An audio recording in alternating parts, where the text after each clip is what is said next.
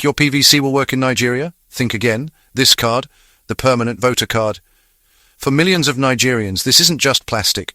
It's sold as a promise, a symbol of our power. We're told that with this one card we can speak truth to power, choose our leaders and reclaim the future of our country. We queue for it, we protect it, and we hold it up as our democratic birthright. But what if that promise is a carefully constructed lie? What if the system this card is meant to unlock is so riddled with cracks that your voice, your vote, is designed to disappear? At I.P.O.B. Rapture Media, we are opening the case file on Nigeria's electoral process. We will expose the collection failures that silence millions, the tech deceptions that trigger chaos on election day, and the deep, systemic rot that the powerful would rather keep hidden.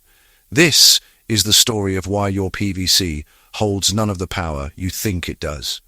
The collection chaos, a vote lost before it's cast. The first battle, long before you reach a polling booth, is getting your hands on this card. This is where the system's first calculated failure begins. On one hand, moments of success prove the system can work. Leading up to the 2023 elections, INEC claimed a collection rate of 93.3%, but these isolated successes only make the widespread failures more infuriating. Just before the 2023 general elections, INEC itself confirmed that over 6.2 million PVCs were left uncollected across the country. That is more than the entire voting population of several West African nations combined. These are not just statistics. Each uncollected card is a citizen deliberately silenced. For years, civil society groups have warned that a nightmare of administrative blockades and logistical disasters leads to mass disenfranchisement. People are forced to take time off work, spend money on transport, and suffer in endless lines, only to be told their card isn't ready, has been lost, or was sent to the wrong location. This isn't voter apathy, it is a system that places an impossible burden on its citizens.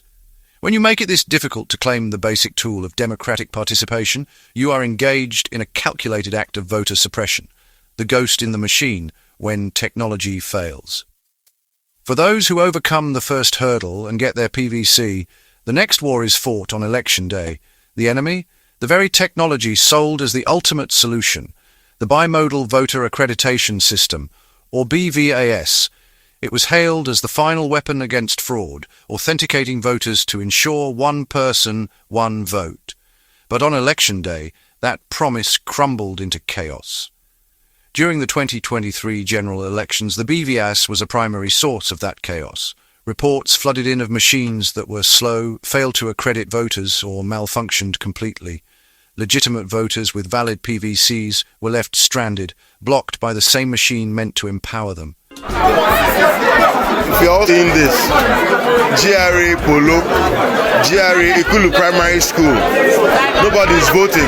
The BVAS doesn't tally with the PVCs. This is done, I believe this is on purpose.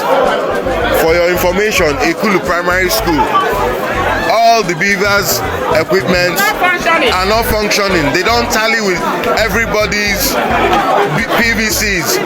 This is robbery. INEC. It's a shame. Officials in Ward 9, Udu Road. You can see them in Ward 9 Udu. You see the INEC officials, they came without BVAS. They are telling us that there is no BVAS. So we are returning them back to police station. Look at them. Ward 9. They said there is no BVAS. They came without BVAS. I don't know how they want to conduct the election. Ward 9. At Ward 9, Oru. You see them. Over 55 polling units. Yes. 55 polling units. The INEC officials that came, they say there is no BVAS. You can see them. You can see the cards, returning them back. Said no BVAS. Over 55 polling units in Oru. In Udu local government said there is no BVAS. You can see. You see the kind of country we are. Look at the INEC officials saying that there's no beavers. Saying there's no beavers.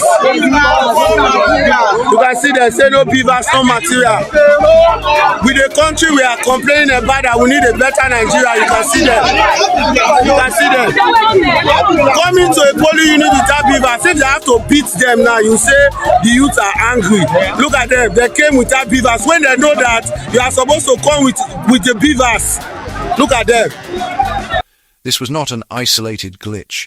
It was a systemic failure that injected suspicion directly into the heart of the process. Then came the issue of transmitting the results. The BVAS was also designed to upload a photo of the signed result sheet from each polling unit to INEC's result viewing portal, IREV, in real time, a final layer of transparency. Yet its performance was a disaster. The 2023 presidential election was its biggest test, and it failed spectacularly. A day after the winner was declared, many results had still not been uploaded, fueling widespread allegations that the system was being deliberately manipulated. When technology meant to build confidence fails this badly, it breeds profound and lasting distrust. The anatomy of the system, deep-rooted flaws.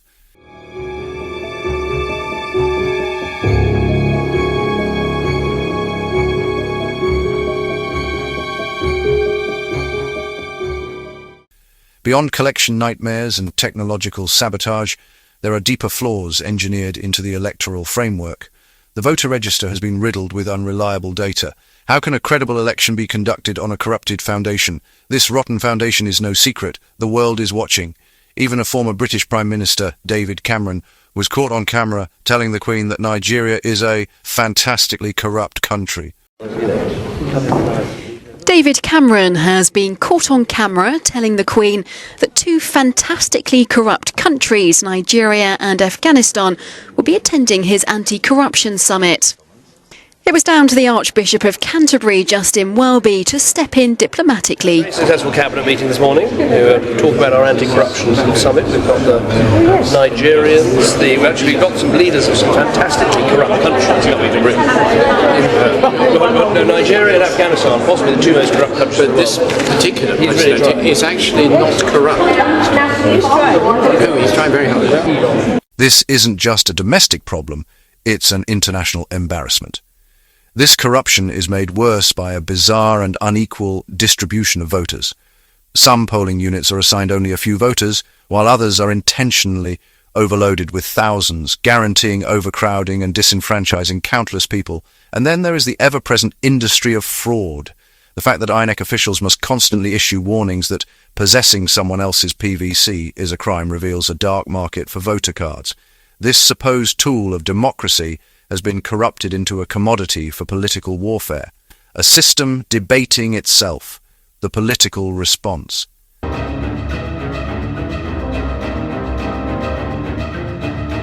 Facing overwhelming evidence of a broken system, Nigeria's lawmakers began debating what to do in late 2025. The National Assembly started considering amendments to the Electoral Act. Some of the ideas discussed were radical, making the PVC optional, mandating the electronic transmission of results, and imposing stiffer penalties for electoral fraud. However, the path from discussion to law is long and treacherous.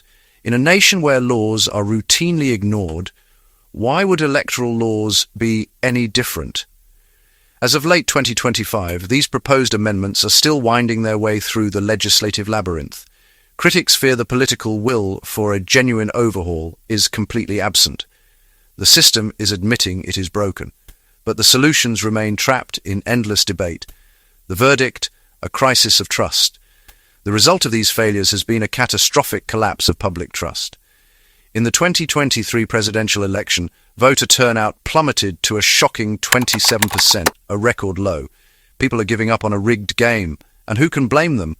An Afrobarometer survey from early 2023 revealed that a staggering 78% of Nigerians have little to no trust in the Independent National Electoral Commission. This is not mere cynicism. It is the logical response to a system that repeatedly fails to deliver. This lack of trust is the same rot that allows the state to persecute its perceived enemies, culminating in the unjust life sentence handed down to Mazi Nnamdi Kanu, a man whose only crime was demanding freedom. When citizens are denied their PVC, blocked by faulty technology, and see results fail to appear online, they conclude the system is rigged. The PVC was sold to us as the key to our power, but it has become a symbol of a dysfunctional, captured state. The card is not the problem. The problem is the broken process that renders it and the voter powerless. So what must be done? Surrender is not an option. Begging for reforms within a system designed to fail is a fool's errand. The only true path to freedom is to reject the cage entirely. First, share this video. They thrive in silence and suppress content from channels like I.P.O.B, Rapture Media, because it exposes the truth. Share it on WhatsApp, on X, on Facebook. Get it into the hands of every Biafran before they can take it down. Second, stop participating in a fraudulent system. Real power is not in holding their card. It is in demanding a system that honors our God-given right to choose our own destiny. The only vote that matters now is the one for our freedom. We must unify behind one goal, a call for an internationally monitored Biafra referendum. This is the only common-sense solution. Forget their broken electoral act. We need a clean, credible and supervised vote on our own sovereignty. The permanent voter card is a symbol of a failed Nigerian experiment. A symbol is only as strong as the system behind it, and the Nigerian system is rotten to its foundation. Holding their card is an endorsement of our own oppression. We must hold the entire corrupt system accountable, not by playing its game, but by leaving the table. The time for demanding a better Nigeria is over. The time for building a free and independent Biafra is now. The question isn't whether your PVC will work. The real question is, are you ready to demand the Biafra referendum that will give us true power? This is I.P.O.B Rapture Media. Stay informed and stay vigilant for Biafra.